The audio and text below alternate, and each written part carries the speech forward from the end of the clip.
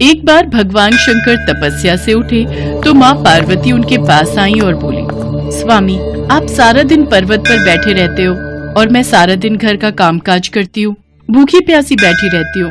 आप कुछ नहीं कमाते हो, मैं क्या खाऊं, क्या बच्चों को खिलाऊं? आपने कभी इस ओर ध्यान भी दिया कि परिवार कैसे चलेगा? माँ पार्वती की बातें भगवान शंकर ध्यान से सुन रहे थे। आप मेरी एक बात मानोगे स्वामी?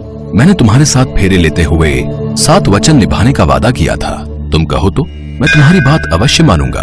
तो फिर ठीक है, एक काम करो, आप वृंदावन चले जाओ। एक आपका अपना नंदी बैल तो है ही और एक बैल आपका वहाँ कन्हैया से मांग लेना। कन्हैया के खेत हैं, आप वहाँ पर खेती करना और जो फसल उगे उसे ले आना, कुछ तो काम चलेगा।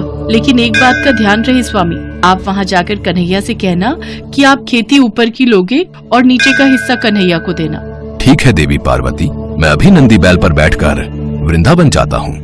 इसके पश्चात भगवान शंकर अपने बैल नंदी पर बैठ गए और कन्हैया जी के पास जाने लगे।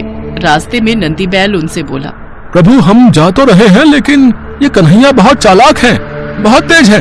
कोई नहीं, जो होगा सो देखा जाएगा। मैंने पार्वती को वचन दिया है कि अब मैं खेती करके ही लौटूंगा। और फिर इसके पश्चात शंकर जी अपने बैल नंदी के साथ कृष्ण जी के द्वार पहुँचे और अपना शंख बजाने लगे। शंख की आवाज सुनकर कृष्ण जी द्वार खोलते हैं तो उनके सामने भगवान शंकर खड़े थे। कृष्ण जी भगवान शंकर को प्रणाम करते हैं। भोलेनाथ, आप आइए, भीतर पधारिए। अचानक कैसे आना हुआ? मुझे संदेशा भेज देते, मैं आपसे मिलने आ जाता। कन्हैया, मेरा एक काम है जो केवल तुम ही कर सकते हो। हाँ हाँ, बताइए, मैं आपकी किस प्रकार सहायता कर सकता हूँ? मुझे आपके खेतों पर खेती करनी है।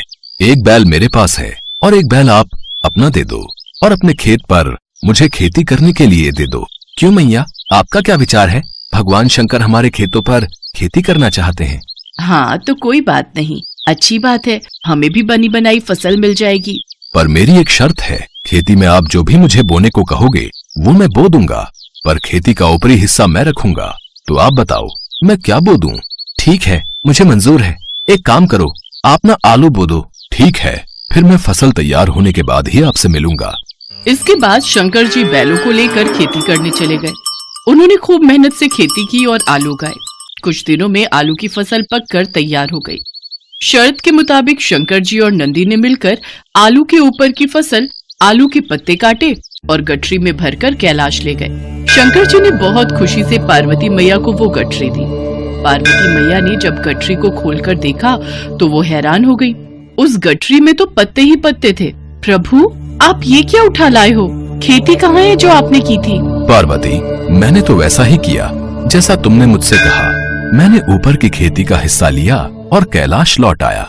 मुझे कुछ नहीं पता प्रभु, अब मैं इन पत्तों का क्या करूं? ये पत्ते किसी काम के नहीं हैं। अब आप दोबारा जाओ और दोबारा खेती करके लाओ। और हाँ, अब की बार आप नीचे की खेती मांगना। एक बार फिर भगवान शंकर नंदी के साथ वृंदावन जाने लगे। रास्ते में नंदी ने उन्हें फिर समझाया कि कान्हा बहुत चतुर है, तो आप सावधान रहना।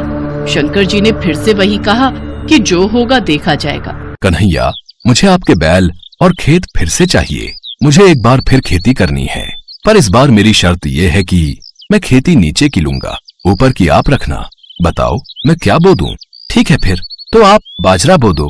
कृष्ण जी के कहने पर शंकर जी ने बाजरा बो दिया और खेती की। उसकी अच्छे से रखवाली की और कुछ ही समय में बहुत अच्छी बाजरे की फसल उगाई। शंकर जी बाजरे के नीचे की डंडियां तोड़कर कैलाश ले गए और ऊपर का बाजरा सारा कृष्ण जी और यशोदा मैया घर ले गए। कैलाश पहुंचकर जब शंकर जी ने माता पार्वती को बाजरे के नीचे की डंडियों से भरी गठरी दिखाई तो वो फिर से क्रोधित हो गई। अरे, आप ये क्या ले आए? ये तो घास फूस है, इनका मैं क्या करूंगी? इसमें बाजरे के दाने कहाँ हैं? पार्वती, मुझे तो तुमने कहा कि मैं नीचे की खेती ले आऊं, इसलिए ऊपर की खेती मैंने कन्हैया को दे दी। मुझे कुछ नहीं पता, मैं क्या बनाऊं और क्या खिलाऊं। आप एक बार फिर से जाओ और इस बार कन्हैया से कहना कि ऊपर और नीचे दोनों की खेती आप ही रखोगे। ठीक है पार्वती, जैसा तुम कहो, मैं फिर से जाता हूँ। चलो नंदी। शंकर जी कन्हैया के द्वार पर पहुँचे और उनसे फिर से खेती करने के लिए कहा। कन्हैया, इस बार ऊपर और नीचे दोनों की खेती मैं ही लूंगा। बताओ मुझे क्या बोना है? ठीक है, इसमें मुझे कोई आपत्ति नहीं है। आप इस बार मक्का बोलो। इस बार आप ऊपर और नीचे की खेती ले लेना और जो बचेगा वो मैं रख लूंगा। शंकर जी फिर से खेती करने लगे। कुछ ही समय में मक्का की बहुत अच्छी फसल उगाई। कृष्ण जी यशोदा मैया के साथ मिलकर बीच का हिस्सा यानी कि मक्का तोड़कर घर ले गए और ऊपर और नीचे की फसल भगवान शंकर कैलाश पर्वत पर ले आए। इस बार नंदी और भगवान शंकर बहुत खुश थे कि ऊपर और नीचे की दोनों खेती देखकर माता पार्वती बहुत खुश होंगी। पर जैसे ही उन्होंने माँ पार्वती को खेती की गठरी पकड़ाई, जिसे देखकर माँ पार्वती अपना सिर पकड़कर बैठ गई। अरे ऊपर और नीचे की फसल तो ले आए, पर इसमें भुट्टा कहाँ है? पार्वती, तुमने ही तो कहा था कि ऊपर की और नीचे की खेती लेकर आऊं, इसलिए मैं ऊपर और नीचे की खेती ही तो लेकर आया हूँ। अब मैं भोला भाला जैसा तुमने मुझसे कहा मैंने वैसा ही किया। तभी कृष्ण जी आते हैं। माँ पार्वती, भोलेनाथ बिल्कुल उचित कह रहे हैं। भोलेनाथ को तभी तो भक्त भोले बाबा कहते हैं। भोलेनाथ तो भाव के भूखे हैं।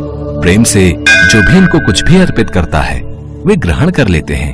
आप धन्य हैं भोलेनाथ। माँ पार्वती, भोलेनाथ के द्वारा की हुई खेती मैं ले आया हूँ, इसे स्वीकार कीजिए। माँ पार्वती देखती हैं कि भगवान भोलेनाथ ने तो बहुत ही बढ़िया खेती करके आलू, बाजरा और मक्का उगाया था। वो खुशी से फूली नहीं समाती। कुछ भी कहिए स्वामी, पर आपने नंदी और कान्हा के बैलों के साथ मिलकर बहुत बढ़िया खेती की है। भोलापुर गांव में ब्रजपाल नाम का एक ब्राह्मण रहता था, जो कि बहुत ही आलसी स्वभाव का था। घर में उसकी पत्नी सुनीता और बेटी गुड्डी उसके साथ रहती थी। ब्रजपाल सारा दिन खाट पर ही पड़ा रहता था। ब्रजपाल दिन भर में बस एक ही काम करता था और वो था भगवान शंकर की पूजा। वो हर रोज सुबह शाम शंकर भगवान की पूजा करता, उनके नाम की माला जपता, फिर सो जाता।